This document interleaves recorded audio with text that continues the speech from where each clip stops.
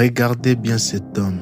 Derrière ces images se cache un criminel le plus recherché de l'ère moderne. Nemesio Osegan, alias El Mencho, dirigeait un empire invisible depuis les montagnes du Mexique.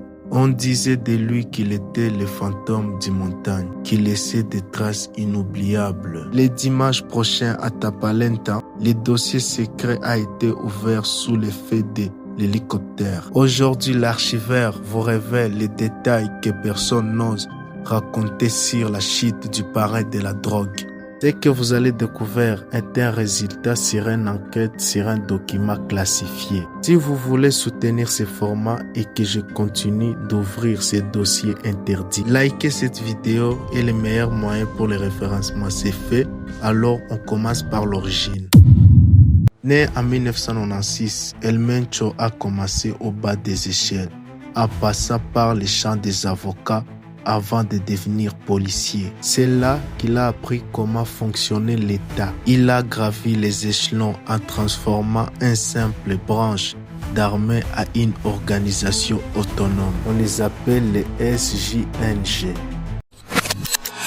En 2011, car 35 corps ont été déposés après-midi dans une zone touristique à Veracruz. Et en plus, en 2015, il utilise un lance-roquette pour abattre un hélicoptère rempli de militaires et de policiers. Tous sont morts ce jour-là.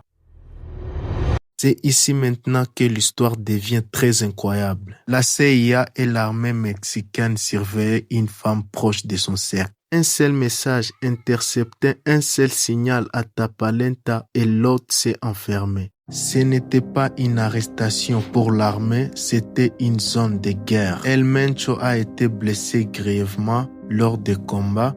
Il est mort durant son transfert à l'hôpital. L'annonce de sa mort, le pays s'est figé et son cartel a répliqué en incendiant des bâtiments et en bloquant des routes.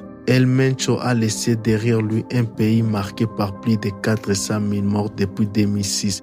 Est-ce que sa disparition calmera les jets? Probablement pas.